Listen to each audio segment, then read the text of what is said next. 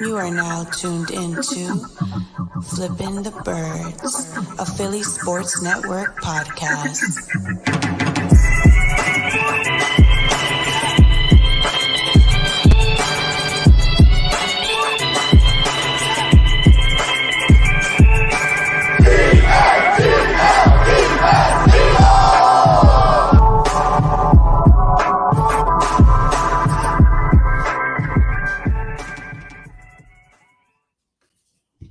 What's going on, Eagles fans? Welcome all to episode 133 of Flippin the Birds. I'm Bryan Cameron, and the gentleman joining me here today on the podcast is actually Liam Jenkins himself. Long time coming, the CEO. I know. Who you paid to get me on here? I got shoehorned in, I got told there was like tea and biscuits somewhere, and then I ended up on a podcast. So I'm back. There it is. We should have like an annual Liam Day on Flippin the Birds. Well, like a Liam festival, just like a kind of a rivalry. Yeah.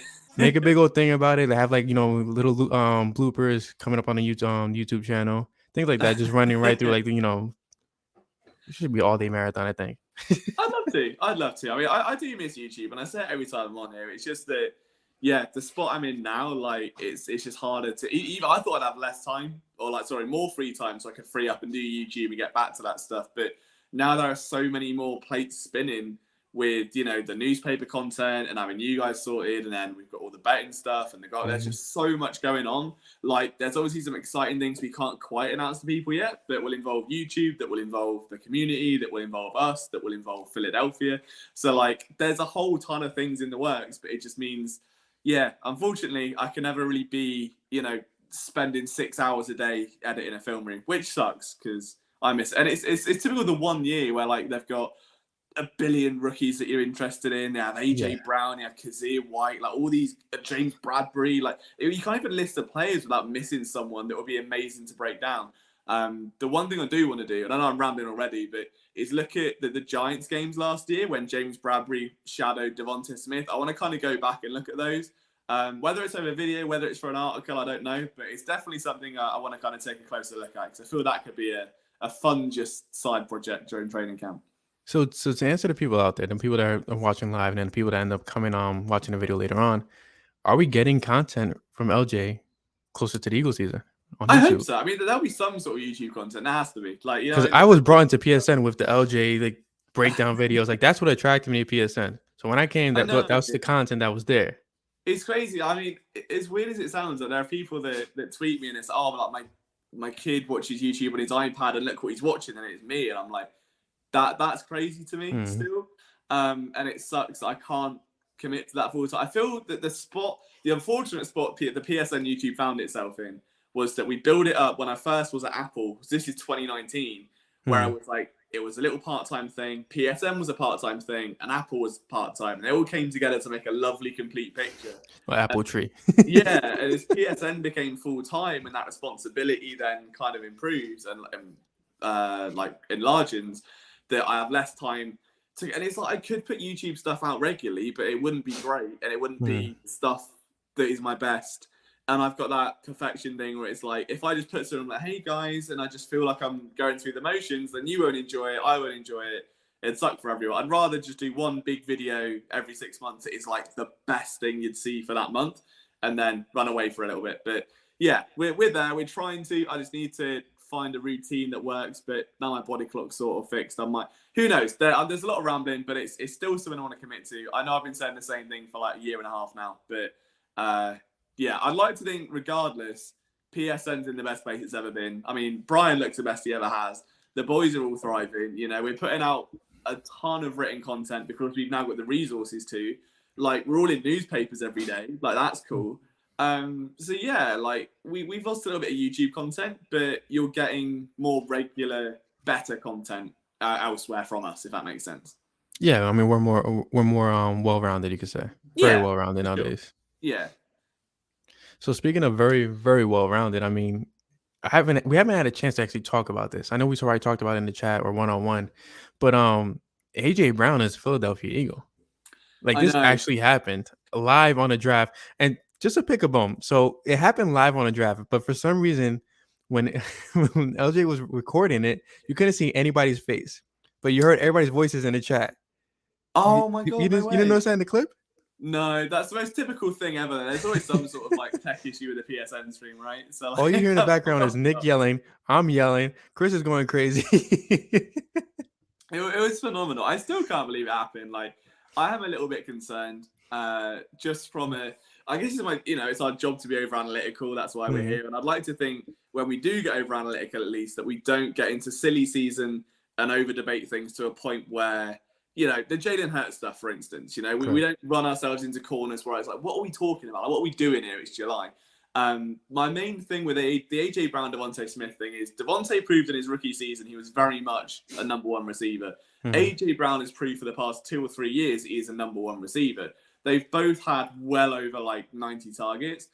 They're now going to be pushed down to like 60, 70. And it's like, you've paid AJ Brown a lot of money. That production's going to drop. And I feel like the initial reaction from fans is going to be, if that team's winning, no one's going to care. If the team goes like, 9 wins off the bat and it's all amazing, it'll be happy days. If they're not winning and the production's not there, it will be, oh my God, AJ Brown is, not performing. They've paid him all this money, blah, blah, blah. Or Devonta Smith being capped and they should have given him the reps and the snaps.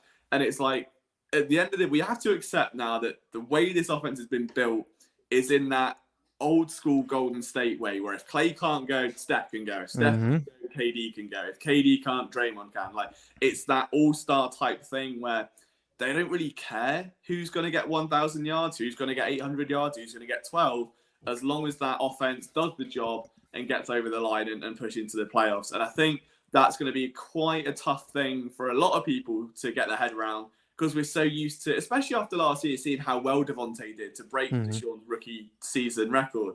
I think just seeing how that all fizzles out over that for me will be Sirianni's biggest challenge, is if there are any egos there, they're very quickly going to get left at the door because there's no room for it in this sort of offense. And I think training camp will do a good job of splitting that and kind of getting that just familiarity with, here's how it's going to go, here's how the targets will look, here's the plays you're going to run.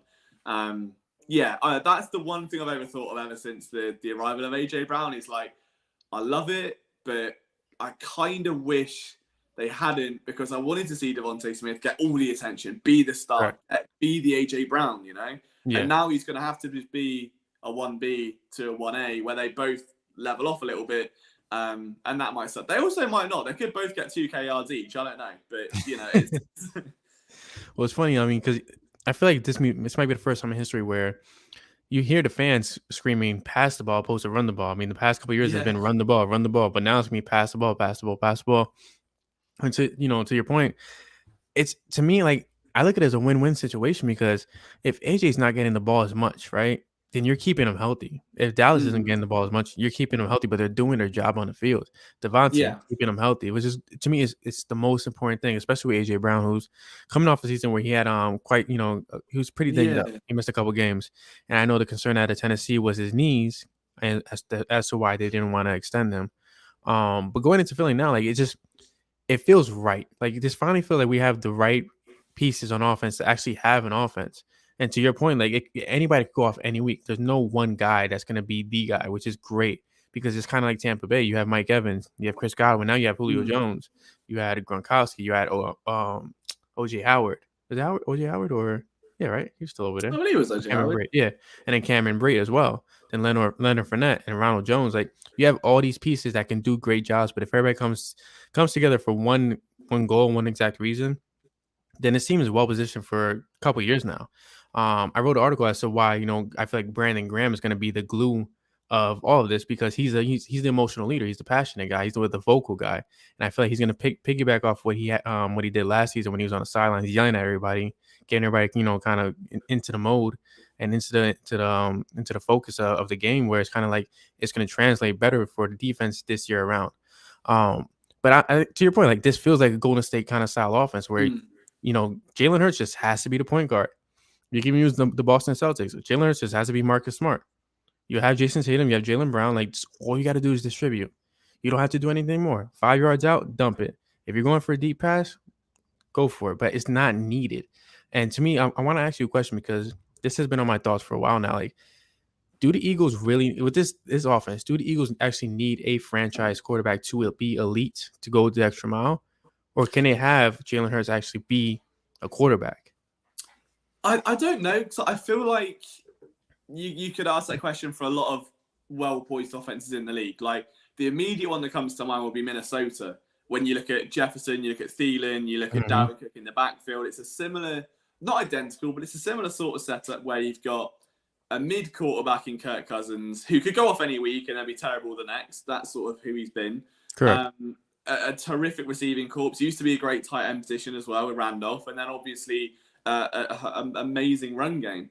I don't know. I feel like there's pressure. There's more pressure in Philadelphia because of the history of the quarterback position, and because it's been so long since the city has well and truly embraced a quarterback from that position. Like, Carson Wentz was embraced, but it was always controversial. Like, even going back to how he was drafted, and the trade up was controversial, and then the way Sam Bradford was kicked out, I'm still bitter about it. And then obviously from there, like, the first year was good, but it was like, oh, it's got to be better 2017. The fact there was such a stark contrast and such a steep fall off that there's always just been trust issues. If you go back before Wentz, you've had Bradford, you have then Mark Sanchez, you have Michael Vick, you have the Nick Foles miracles that then fail away. There's been no real one to like glue to kind of get attached to and rally and go, this is my guy for 5 years. I can buy a jersey, hang it up, wear it every day, and that's great.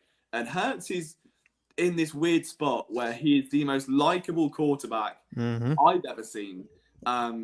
And I mean, I take him to Nick Foles personality-wise. Like, Nick Foles was lovable. I think Jalen Hurts is just hungry, and it really kind of bounds off the screen. Nick Foles was like wholesome, lovable, like quirky guy that was a little bit dorky, and everyone loved him for it. And it's like an endearing puppy. Jalen Hurts is like, you want a husky at your door, and he's going to protect you, and he's going to go to bat for you, and you'll love that husky. He's going to run through a wall for you, and that's the key ingredient that he has in him. And that's the thing. And I think, like, because of that, people have like invested all of their energy into Jalen Hurts, and they need him to be the guy. And he doesn't have to be. Like, he's only like, again, to go back to that question, I don't think he's got to be a franchise QB. He's got to be top 15, top 20. He doesn't, you know, he can't be terrible.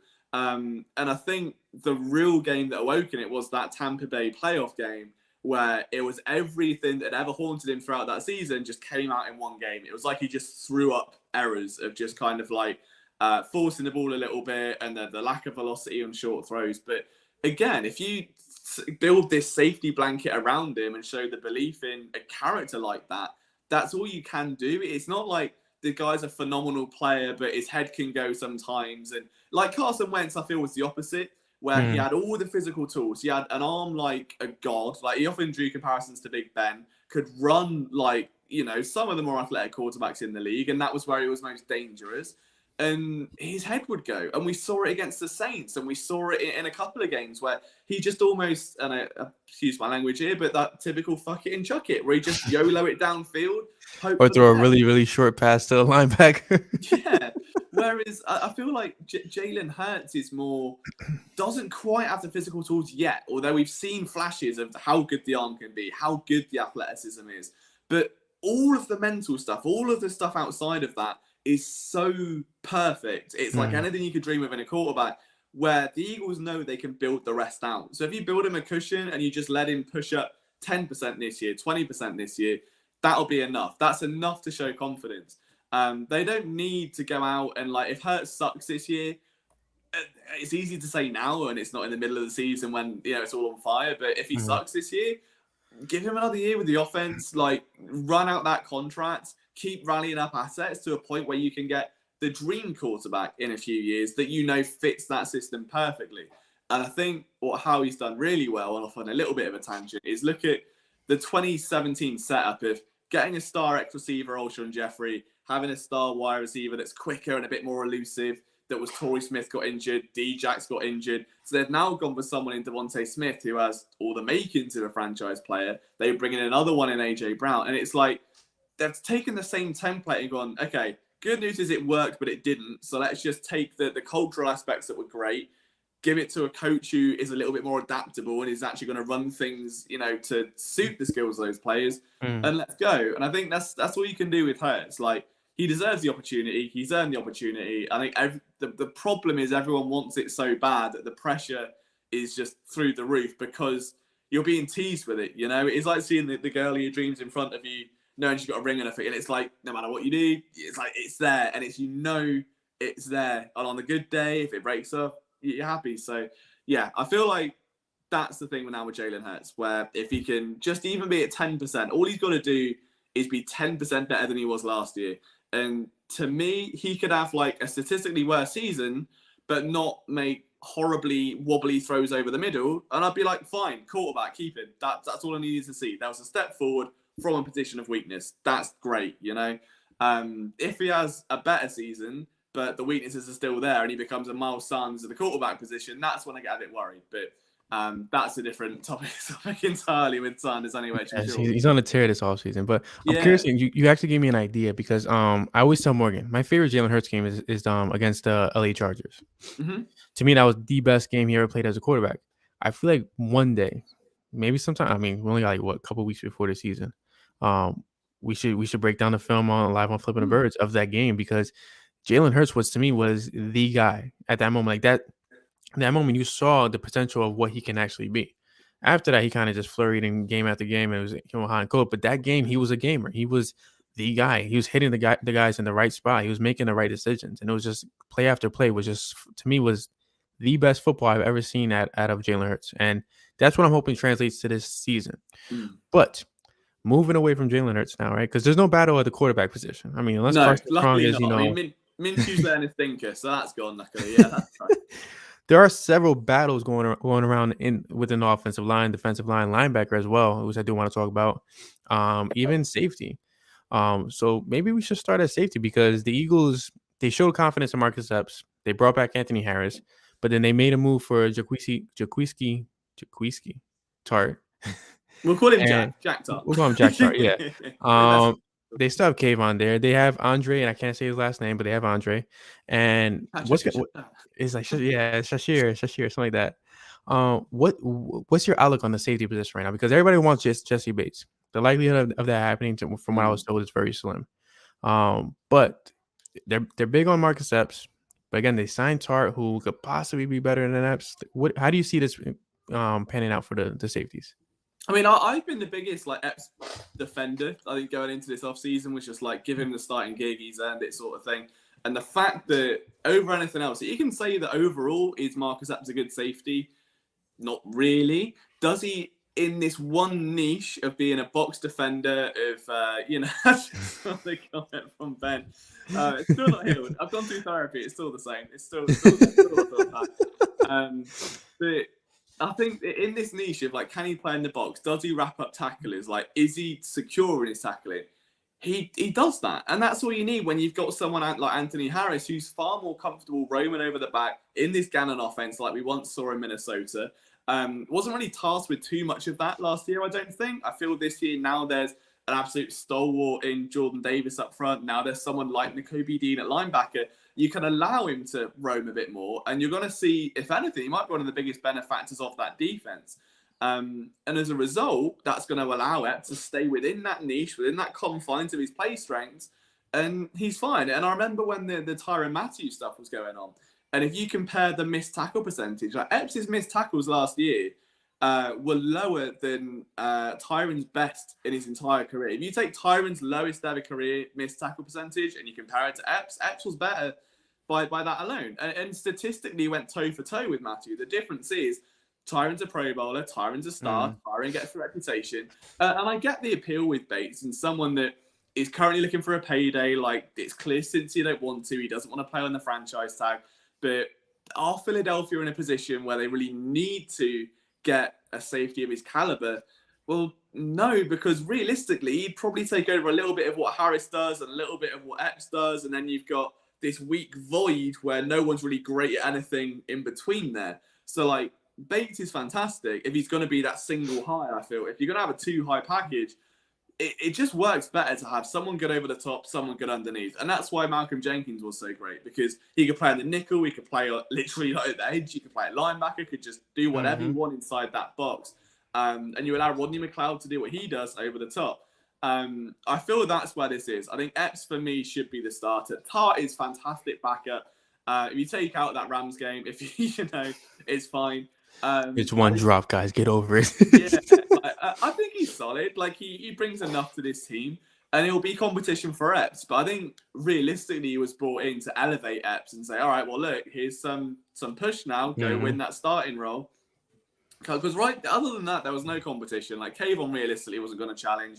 Andre What is going on with Kayvon? Like he was the second coming of Brian Dawkins when he came out of college when the Eagles picked him up. It's so weird. It's so weird. I wish I knew. Were there injuries in the rookie year? Was that a thing? His rookie year, he didn't get injured. His rookie year, he got injured last year. It's on special teams. But his rookie year, no. And it's the weirdest thing. Like a lot of people were excited to see him play, and we just didn't get that opportunity. Like as I'm excited to see Jacob deGrom pitch again. As Phillies fans are for some weird reason excited to have Noah Syndergaard, which we could talk about in my DMs if you guys want.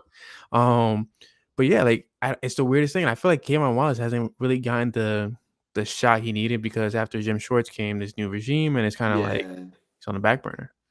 Yeah, I think it could have just been a victim of that. I mean, it wouldn't be the first time it's happened where a player gets drafted. I mean, you go back a few. I mean, Brandon Graham would be the obvious example. Gets drafted, and then luckily it played out the opposite way, where a scheme changes later on, and he ends up breaking out and settling in. It's very easy to see where Kayvon was aimed to fit because he wasn't the only one drafted in that mold. There was, I forget his name now because it's like 1 a.m. here and I'm like passing out. But there was a safety out of LSU. There were two. There was the guy that they basically tried to make Nate Gary 2.0. Jacoby Stevens. Yeah, that was it. And then there was another one this year, I think, that was safety LSU. Or sorry, last year that was very close with Jalen Mills. Or was that Stevens anyway? That's Stevens. So who's the other guy? I swear there was someone else. But I could be hallucinating. But either way, I feel like he wasn't the only one that fit that role.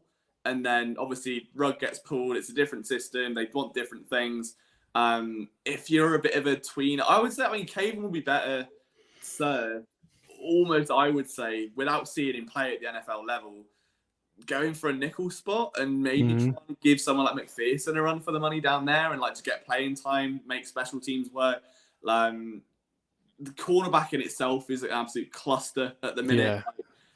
Yeah. Way overloaded on talent there. They're going to lose some names. That someone is going to, like someone like Josh Joby, someone like Goodrich, someone like, it'll break my heart, obviously Tay. If they go and they make the roster, they're going to get snapped up so quick. Absolutely. Their corners, 3, 4, 5 on, I would say, at least 10 to 12 NFL rosters. Like they should be fringe level corners, or at least developmental names that will get a shot in like a year or two. We've already seen that happen this year. Rasul Douglas got his nice little breakout in Green Bay. That still hurts me till this day that they actually let him go. I know it's tough. So like, yeah, I don't know. I think Kayvon will get a special team shot. That's got to be his looking at this point. But from an overall perspective, I think Epps should be just given the reins, play in the box. If he can go for 2 years in a row where those numbers mirror a little bit and the tackle percentage is so high and it's just secure, it's all you need. Like, you don't need him to do more than that. He's just a fundamentally sound tackler. Sometimes lacks a little bit in coverage, but if you're just playing him on a running back or tell him to shoot, he's like if Alex Singleton was the safety. If you get him to run around, that's not very encouraging.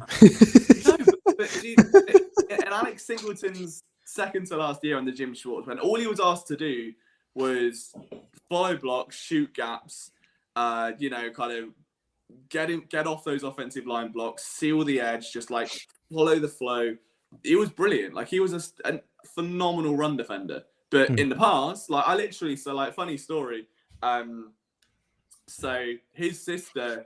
I was gonna reveal that, but then I was like, no, let me hesitate. Let me not say nothing. She's lovely. So me and his sister are friends. I haven't spoken, obviously, since he's gone away. I kind of wish her all the best and stuff. But so she used to text me like, was Alex at fault on that play? And I'm like, yeah, a little bit. And other times no. And it varied because there'll be times he'd be left on his own and asked to do things in coverage where it's not his skill set. And yeah, it just sucks because he was a fantastic run defender. But I feel like, Epps is that, where plays the run, plays downhill. He's one of the best players on the field. If you get him to play something behind him or run vertically with a player or cover a slant, it's just not his skill set, and he's gonna get exposed from it. So if they can play him in that niche and they trust Harris enough to hang over the top, he'll be great. If they ask him to then carry slot receivers, carry tight ends, go with wide receivers, whatever, that's when it's going to get a bit messy. And hopefully he gets the role, stays in the box, and everything's all smooth sailing from there. But there are a couple funny stories with Alex Singleton and his family. I've never met such a wholesome football family in like my entire life. I love them. So in the chat, you have a question. I don't know why I'm repeating myself. So are you saying Harris and Epps, or is it going to be Tart and Epps? I would say Harris and Epps personally. I think Tart and Epps, in my opinion, would be two similar skill sets. I think it depends. I mean, like the way camp's going, I think Epps is trending in the right direction. He's had 2 picks through 4 days, I think. I mean, the defense overall, as Drew says, looks like it's just been lighting it up. Like it's been rare to see the offense sort of win a day. It's all been defense doing this, tip picked here, Jordan Davis running over guys over there.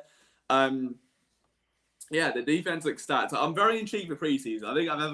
I love preseason. I know a lot of Eagles fans just want to get to the regular season, and it can be a bit of a snooze fest because you're watching Gardner Minshew play 3 quarters.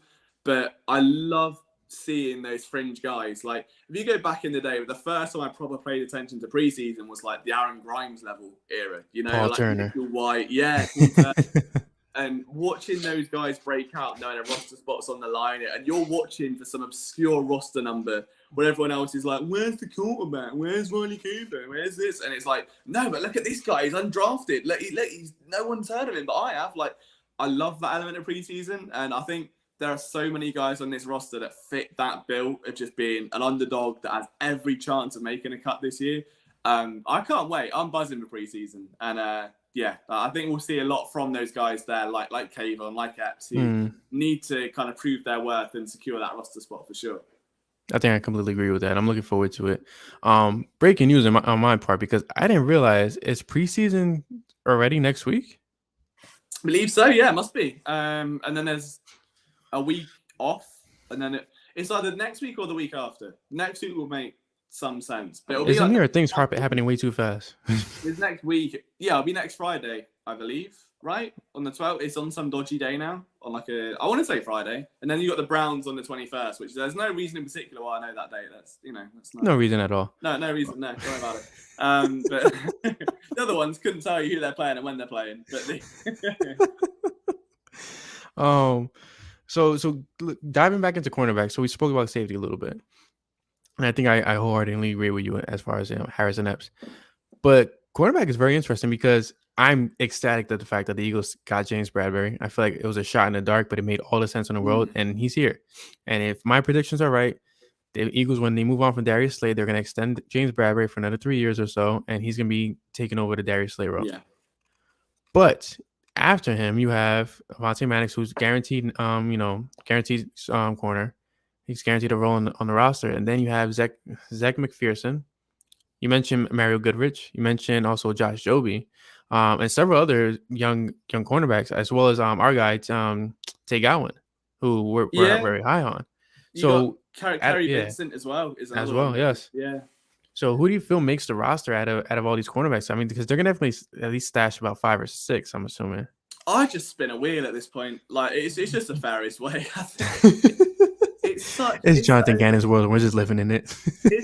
I think this is my most toxic trait as a football fan or an analyst. It's like, as fun as getting the stars is, and having someone like James Bradberry is, I would much rather be slow, patient, and see someone like Gowan, like Goodrich, like Jobe develop over 3 years, get that starter level contract, earn the money, and become the guy. Like, I find that, I know I romanticize that quite a lot, of someone just kind of coming through, becoming a staple of the roster and just hanging there. And I felt this was the 1 year at cornerback after years of having my heart broken by Russell Douglas, by Sidney Jones. Oh, God. It was just endless. I think this was the 1 year where there was such a clear path going into the draft of like, Slay's not going to be here forever. Draft one of the premier corners, let him become CB1 in a few years. And by that time, someone like Gowan or Vincent, who you've traded for 6 months ago, let's not forget, is going to be ready. And how he's done is see an opportunity in the market and gone, you know what? it makes sense. It is going to override everything we've done, but it's just that good. We can't turn our nose up at it, and you can't knock him for that. Like, I think any GM worth his salt would do it. What you unfortunately have now is a log jam of talent, which you are going to lose some of because you can't stash all those guys in the practice squad. So realistically, I would say you want one rangy corner. So I would say it'll probably be Gowan. I think Goodrich and Joby both have a shout. Like, Goodrich would be perfect. It's SEC pedigree. They're loving that right now. You know, you're looking at Clemson, the Bama, the fact they've matched up against, you know, a lot of familiar names. Joby, I feel like, is fringe. I wasn't as high on Joby coming out of the draft as a lot of people, just because I feel we got very alligator arm snappy and threw a lot of like flags and just got himself into trouble. A lot of people feel like Joby was a better. Was it who came from Clemson? It was Goodrich. Goodrich was Clemson. Okay, Goodrich was the better cornerback than the kid that did get drafted at Clemson, Booth. Yeah, see, I made a comment about that, and I got yes, there it is. See, Liam is my source. I just revealed my source live on the podcast. Look at that. It was just me and my ramblings again. I just think he was definitely, I felt, was a better corner that year. Obviously, like, in terms of fundamentals as a player, Booth was far ahead, but in terms of what they did for the team as a leader, I feel Goodrich was the guy a little bit. So, yeah, I honestly don't know. I think the only one that I can say doesn't make the roster, which means he definitely will, because I've said that, is Kerry Vincent, because he feels like the only one that is a bit left out in the cold. Like, I would assume that he's the outcast. Yeah, like, as a nickel, like, again, it's the same with the Maddox thing. Like, they draft McPherson, who's clearly a slot corner, and then just forget the fact that, you know, Maddox exists, and if you put him in his natural position, he's going to ball out, which he did, and he earned a contract extension, and they didn't foresee that. So now you've put a glass ceiling over him. That's your two nickel corners, and now you've got Vincent who's going to be just out in the middle of nowhere. So outside of that, I think Joby would be looking at a nickel spot beneath them as a fringe guy. Ideally, in an ideal world, I'd take Gowan and Goodrich, one either side, to have one underneath Bradbury, one underneath Slade on this, you know, hypothetical depth chart. If you can somehow push Joby into nickel, do that. And don't forget Jimmy Moreland. I completely forgot. You were big on him last year. Yeah, well, that was Washington guy, isn't it? Yes. Yeah. Again, like they've gone so. I feel like they did such a good job of stockpiling all this talent that was going to be set for a training camp of the ages, and now none of it matters because they've got James Bradbury. So, yeah, depth is good. My guy James. Yeah, it's good to have the depth there. My heart just breaks a little bit because they did all the right things of building a long-term secondary, and then it's just kind of gone mid to short-term with Slay and Bradbury. So we'll see. It's just me being a bit weird. Like, I can guarantee I'm one of the very minority here that is a bit not upset about the Bradbury signing, but is like, oh, I wish Gowan got it. Like, because I was very much like, give Gowan CB2. Like, just lock him in there now. And he followed me on Twitter, and I was like, this is it. This is my Captain Craven moment again. I've got an Eagles corner that I love. We're best friends now. You know, it's great. Like, I need him to be CB2. But unfortunately, it doesn't look like it's going to happen. So just if someone could just go and like kick Bradbury in the shins, make him miss like 3 weeks, not a lot, just enough time so I get, you know, Gowan at corner for 3 weeks. Oh no. And then Bradbury's back. He plays the rest of the season. Eagles make the playoffs. Everyone's happy. I think that's a fair sacrifice. So I rather not miss Bradbury. The reason being is because Bradbury to me is very he has an emotional tag. Yeah. When Bradbury actually signed with the Eagles, I broke the news for PSN with an article while sitting on the toilet, and I edited the piece while still sitting on the toilet. So very emotional tag for Bradbury. It was emotional for me. I was literally out of the. What happened? I swear something happened. I forgot what you were doing, but yeah. Or something. I had no signal, and I was running around just with my phone in the air trying to get any kind of signal. Is someone on it? Is someone on it? I had no idea. So yeah, that was stressful. But yeah, I mean, it's at the end of the day, it's much better to have too much talent than not enough, right? Like, exactly. I would much rather be in a situation going, it sucks we're going to lose a player, than we could lose 4 of them and it not matter. Like, the fact that they're all that good says a lot about, I mean, more than anything, the fact that this Eagles front office is losing like talent hand over fist. There's someone that leaves for a GM spot every year. People get poached every 2 months, and they're still bringing in these players like year after year after year now that are under the radar, from Boston Scott to Craven LeBlanc to Goodrich to Joby to whoever, that are continuously, theoretically at least, on the bubble and making that roster. That's rare to find in the NFL. So it sucks, but it's the best sucky problem to have, you know. Like Absolutely. New levels, new devils, as they say. So speaking of new levels and new devils, actually, Jalen Rager's he's battling a new level this offseason. AJ Yeah, Brown, it's good to Devonta, see.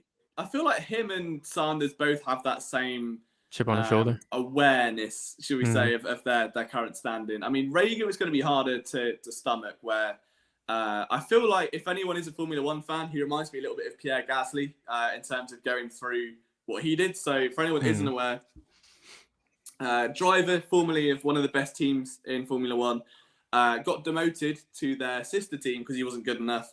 And that same weekend, his best friend passed away at that same track in a racing accident.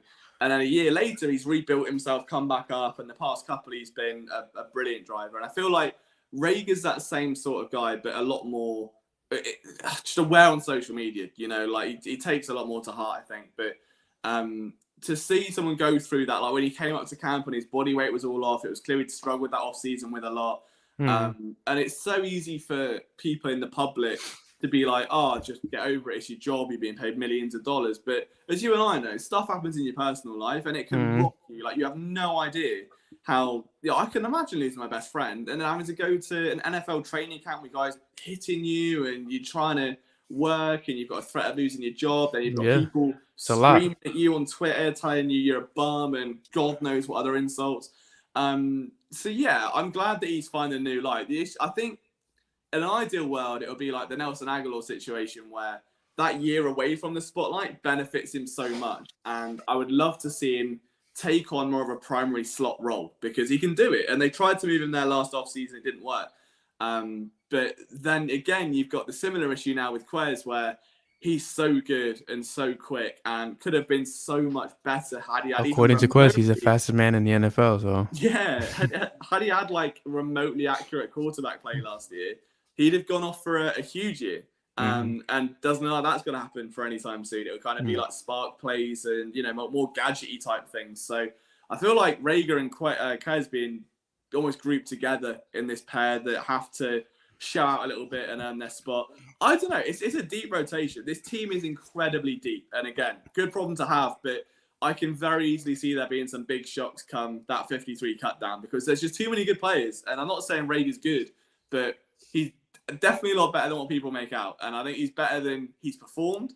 His ability is better than what he's shown us. He just doesn't help himself, you know? Like, it doesn't help when you've got a parent that's vocal on Twitter shouting at everyone that disagrees. It doesn't help when you're shouting at everyone that disagrees. And it doesn't help when, you know, that doesn't get backed up on the field. If you're going to make a statement, it's almost like, what was the guy called? There was one Eagles player a few years back that told us he'd get like 7 sacks and then got cut. Penn State defensive end, Sharif Miller. Oh, yes. Chris's favorite guy. Yeah, tweeted that he'd get 7 sacks and got cut that offseason. And it's like, you just look stupid. You make life hard for yourself. Jalen Hurts does it the right way. Just stay quiet, stay away, work hard, work with and just do what you got to do. Literally. And it's funny because it falls into that narrative of shut up and play. Not to get political or anything like that, but sometimes it benefits the players to just shut up and do. Like, you know, just do what you got to do and don't say nothing. Like, and that's something that my wife actually tells me myself. Like, you know, hey, don't talk about what you have going on. Just do what you got to do, and when it works out, that's when people will find out. And that's the key. Yeah. That's the key ingredient of what Jalen Rager needs to do is just stay off social media. Like, there's no purpose to it in your level. There's really no purpose at all. There's no purpose at beefing with media writers. There's no purpose at beefing with, you know, anybody in the league. Just do what you got to do and put your head down and just play. Like, you're at the point where you may lose a roster spot, and J-Jaw may actually get that roster spot. Like, that's the saddest thing I've ever seen in the world. And J-Jaw hasn't said a damn thing after all these years. Yeah, and I think, I mean, for context, like a wise man once told me, so Teron Davenport obviously used to cover the Eagles, now covers the Titans, and I think was one of the very first to get the AJ Brown trade, actually. Once told me, like, the emptiest cans make the most noise when you kick them. And that always stuck with me. For sort of like in any walk of life where, you know, if someone's going to rattle off and be very loud and vocal, it's clear they're standing up very defensive about something, you know? If I say to Bryan, you're a terrible writer, he's going to, all right, and put his head down and work because he knows that that's not true. Like, it doesn't affect him. There'd be no point. there's no need for him to be insecure about that. And I think that's where that saying comes in. You know, if you've got someone that is just barking and barking and barking and barking, and it holds no weight, and it's like, why? Like, why are you doing this? And even me now, like, I'm at a point where I don't have to prove my worth on social media. Like, I've got a PSN where it's at. Everyone's chilling. Can we talk about what's going on with social media and you right now? And me? Oh, what, Yes. with like the fake beat? Yeah, So, for anyone, I'm sure. So where this first caught my attention was, I want to say 2 days ago, second day of camp. There was a report that came out that Slay and AJ Brown got a little bit in each other's face after a play. Totally acceptable. Then some knobhead tweeted that it spilled into the locker room and that they had to be physically broken up. And obviously it's Eagles drama, so Eagles Twitter caught hold of it and blew this account up that had like 3 followers, said he wrote for CBS and covered the Eagles. And I was like, I've never heard of this guy. Like, never once heard of him. Mm-hmm. And he created his account like 3 days before. Yeah, and obviously I don't want to shout him down and say it was fake, because if he has just signed with CBS Sports, you know, assuming makes an ass out of you and me, right? Another phrase. I'm spilling wisdom tonight. So I reached out to someone that was at camp, was like, hey, have you heard of this? I sent him the promo. I was like, have you seen this guy? First and foremost, he's like, no, never heard of him, not here. So I was like, right, okay. So literally just took the image, did a reverse image search, and total fake account that's also got another fake account quote tweeting those tweets, said, yeah, I also write for Sports Illustrated and this is definitely and that's taken off. And it's like, it sucks for fans, because I mean, it sucks for us. Like, if we put out a story, we're not the most known writers on the planet. We're not Jeff McClain. Not, you know, we're not ingrained with the team. And because of that, if I was to say to you tomorrow, Kazir White wants a trade already, you know, you'd be like, no, he doesn't. Why are you saying that? Who are you to say that? You're British. You don't know. Exactly. And it's like, it gets discredited. And a large reason it does is because of people like that get a following and just clout chase when they have no basis for anything. And ruin it for actual beat writers and guys like, I'll name drop a few that are just working hard. Yeah, guys like Connor Miles, for instance, that maybe isn't a plugged-in beat, but has broken stuff in the past. Like Chris, obviously, from FTB when he had the amazing Howie break a year or so ago. So I just outed them. I just quote tweeted and was like, hey, you might want to clean this up because, you know, you're clearly a fake profile. I just screenshotted the reverse image search. The guy blocked me. Then the other account blocked me. And then there was another account that was made called Barry Fox, or something, Barry Donaldson Fox or something, that used my profile picture and started tweeting Eagles content. And I was like, right, I've accidentally started a war with fake beat writers now that are now pretending to be me. And I was like, if one of those accounts takes off and it's my face, it does better than me, I'm fuming. I'm like, well, I could have just done that. Like, why is a fake Liam doing better than the real Liam? I'd be fuming. But I think we did save Eagles Twitter. It was the good news. So those accounts, I don't think exist anymore. We've done all right. But yeah, just be careful you get news from, guys. I know you're all very lovely people. You listen to this podcast. You're on PSN. You know, obviously, we're genuine and sincere with what we do. And there are a lot of beats out there that are, you know, like, you know the names. We don't have to name drop every single good beat reporter. But if you see a new name you're unfamiliar with and you can't pin where they're going to know that information from, just be hesitant, cross-reference it. And I'm not being funny. I know a lot of people hate on ESP, okay? Days like yesterday made me want to defend ESP with my life, because you know what? He's really not a bad guy. I love him at all, yeah. And the thing is, like, people won't agree with the way he covers a team or how he does things, but he doesn't lie. Okay, take the Deshaun Jackson thing, like, but for the most part, like, especially recently, like, there's a basis there, and the way he covers the team is sincere, and he does it in his way. And like, I'll defend a reporter that is working and doing their job for the right reasons over someone just clout chasing for none. You know, like, if someone's just doing it for numbers and interactions and to look cool, it's different than someone that actually has a career or wants a career. And it just made me realize that, look, I would, even you know, I don't see eye to eye with every writer and every person in media. I would have gone to bat for any of them yesterday. So I was like, it's an insult to what we do. And yeah, there you go. There's my heroic Batman tale for. It's an actual fact, and it's funny because we had Chris Franklin on the podcast last week, and Chris is a phenomenal guy. Yeah, like, you could tell how much the guy loves the sport, and even in, like, you know, taking over after Mike K is kind of like, you know, that's a pretty big shadow to try to, you know, find your light in, and he's doing his thing. And like I said, ESP is not a bad guy. Chris and I met him not too long ago, and we had a sit down chat, and it was actually pretty awesome. He's a pretty cool guy. Yeah, no, I love Elliot. He's misunderstood, grossly misunderstood, I think, for sure. Absolutely, yeah, I completely agree with that. So we're at the 45-minute mark, but before we leave, I want to cover one last position. It's the linebacker position. While the linebacker position, they've gotten a good amount of players. They've gotten the right players. There's a lot of them, and that's the key thing about it. Like, you have a player like Sean Bradley who has value on the special teams. You have Davion Taylor who has value with the front office because they think he could be something, even though he hasn't proven anything yet. Then you have TJ Edwards, who's a pretty damn good run defender and is having a pretty damn good camp. They drafted Nakobe Dean. They signed Kaiser White. So I have 5 linebackers right now. Am I missing anybody? Jacoby Stevens, if he plays there, or if they've moved him to linebacker, but he's technically in safe deck. Count him. Yeah, it's another one. I mean, the whole team. It's really weird. The only position that isn't stacked is the one that really needed stacking, which in my opinion is defensive end. And I understand that Hassan Reddick is going to take up a large chunk of that because, you know, he's going to play on the edge, he's going to play linebacker. I mean, that's going to complicate things for linebacker, right? There are going to be times where there might be 1 or 2 linebackers on the field because Reddick's going to be playing on like the outside. You might have Epps coming down, you could have Tart coming down. And there's so much versatility where you might only need Nakobe Dean. You might only need Kaiser White. And the rest of that front 4 and that front 7 can be linemen, can be corners, can be safeties. So, like, again, ton of talent. Like, someone like Davion Taylor, I think we're all rooting for because we've seen that how good he is sideline to sideline, which is what the Eagles need, that kind of Michael Kendricks type vibe.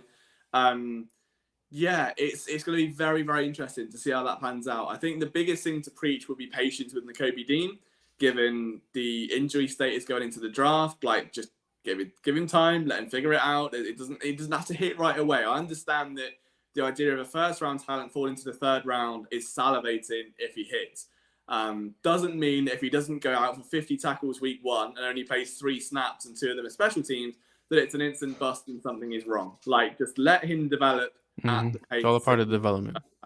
Yeah, there are going to be names that lose out. I'd like to think Sean and TJ especially would have special teams value, so they'll stay. I mean, the Eagles' special teams overall, outside of Jake Elliott, was pretty messy last year. Mainly because Cam Johnston's gone, and I miss him every day. Everybody does. Yeah, but they're going to need help. And I think a lot of it will come from that linebacker spot. So that's their shoehorn in, essentially. Is even if they're not on the field, that special teams value is important. And realistically, like, would you rather take a 6th wide receiver when you've got, you know, Smith, Brown, Rager, Quez? Like, do you need more than 4 at that point? Would you rather take J-Jaw, or would you rather pick up Sean Bradley? You know, would you rather take Josh Joby? Would you rather TJ Edwards? Like, those linebackers have, I think, such intrinsic value to that unit where I think they'll naturally push themselves above and beyond the fringe players at other spots. So that's how I do it. But maybe I'll do a 53-man roster prediction, Ray. You're my head thinking now. So, there we go. Look at that. Juices are flowing live on Flipping the Birds. But yeah, I mean, we're gonna keep the show short just because, you know, it's not too much breaking out of the Eagles camp right now. But I know Liam has a lot of things up his sleeve for this summer. So definitely pay attention to Philly Sports Network. Follow us on Twitter and everything of that sort, and pay very, very close attention because he has a lot up his sleeve, in my opinion, at least. Actually, Drew has a question for you, LJ. Hey, Liam, before you go, I will be in England for a bit in November. Where can I find Eagles fans? Good question. Your best bet would be, it depends what part of England you're in. There is a Philadelphia bar in London called Passyunk Avenue, which I believe is named after a place in Philadelphia, if I'm not mistaken. So it's actually owned by someone that was from Philly. They import all the meats over and stuff, like, or sorry, the bread. The meat would go stale. They import the bread over. It's in London. It's like 20 minutes outside of Central. And if you go there, there's a good chance you will see Eagles jersey. It's a proper Philadelphia diner. There's like, they've got the actual Jason Kelce Murmurs outfit from the Super Bowl parade there, like the real one, which is crazy. So, like, yeah, even if you can't find Eagles fans, you'll find a bar that is like filled with Sixers flags and Flyers jerseys and Union shirts, and they show Super Bowl 52 on the screens like 4 days a week. There's IPAs there. So Passyunk Avenue would be your best bet. And I'm pretty sure like there'll be Eagles fan groups on Facebook for like the UK and stuff. So always worth joining one of them, just saying, hey, I'm coming over. Like, are there any places to watch the game, and you'll end up finding some for sure. If it's in London, past Young Avenue, and let me know what time you're going, and I'll see if I'm around that weekend or not. So I might be here, I might be somewhere else. Might be on the moon. I might be somewhere else. It was like sort of a dream, wouldn't it? Be typical. It's, oh my god, I'm in London, I can see Liam, and Liam just gone and just ran away. We should have a find my Liam. I know. I think that should be an app. Yeah. I mean, to be fair, all it will be now is between like my house and the golf course and back. That's the only place I go. Like, occasionally to the shop to get some food, but that's about it. But no, yeah, there's some exciting things coming. Just across PSN in general, to be honest. Like, it's just nice to be in the sport more than anything. I don't want to get like too soppy or drag it out, but a lot of you guys have been with us since like day one. So you've seen the birth of FTB, you've seen the rise and I would say fall of YouTube content. To be at a spot now where we can do our jobs, like the biggest thing for me with that acquisition was that it gave opportunities to other people. Like, we've now got a lead Eagles writer that's technically full time with us, and he works for Air New York as well. We're giving promotions to people. Like, we can pay people nicely.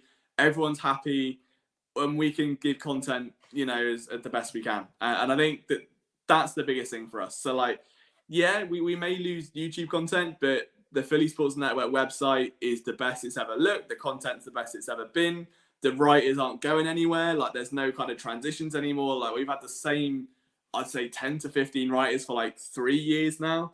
And it's just great. It's just great vibes. Everyone's really happy doing what they're doing. And you can't ask more than that. So yeah, hopefully bigger things come in, and there'll be some more things to get excited about in the coming weeks. And we will see what comes through. Absolutely. I definitely can't wait for the next coming the upcoming announcements. So definitely stay tuned to PSN.